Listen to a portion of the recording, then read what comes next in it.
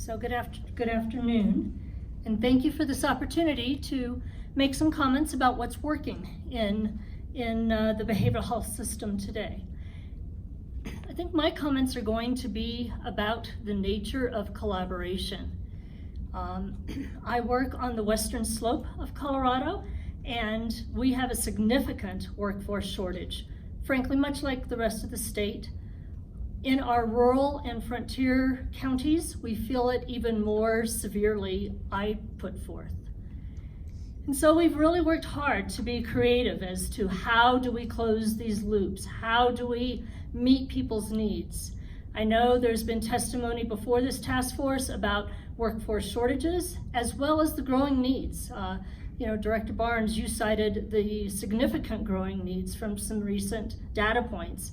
And there is much more needed service than there are people to provide the service. So how are we able to incentivize the right thing and to be creative is a challenge that gets talked about a lot on our western slope and in our communities. And I'm gonna put forth what could be a radical idea, not sure, but I think you asked us to be bold earlier. So my bold thought is that we, as a state system, really need to establish different pathways, different clinical protocols. Frankly, some of the other states have done this. Ohio has done this most recently. But there are 4 clinical pathways where people with most acute needs and people with very low acute needs, and obviously the 2 in the middle are in between, can get care. And it is almost a matching of need with provider type.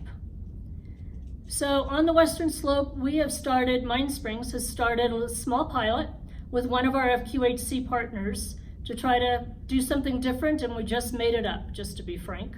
But what we've started to pilot is a triage tool.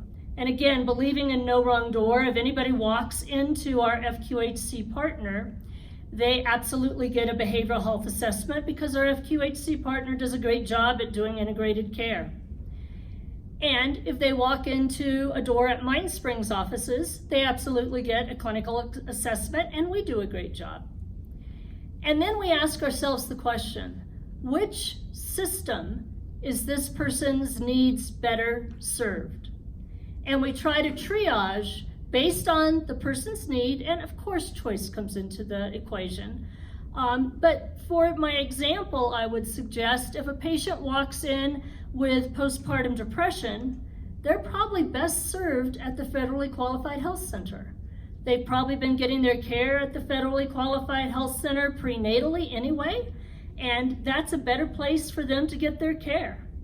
But if they walk in with postpartum depression with psychotic features, perhaps they'd be better served at the community mental health center, where there's more psychiatry available, there's an ability to go out to the person's home, to do some peer navigation and coaching in the house, and things like that. The other example I would offer is if someone walks into the mental health center and it's a kiddo with ADHD, they're probably better served in the federally qualified healthcare system than in the community mental health care system. Similarly, if somebody walks in with significant trauma history, co-occurring mental illness, as well as substance use disorder into the FQHC's door, they might be better served in a community mental health center shop. And so we've started to ask ourselves a question of how do we collaborate differently? We're all paid differently, and the incentives can be perverse.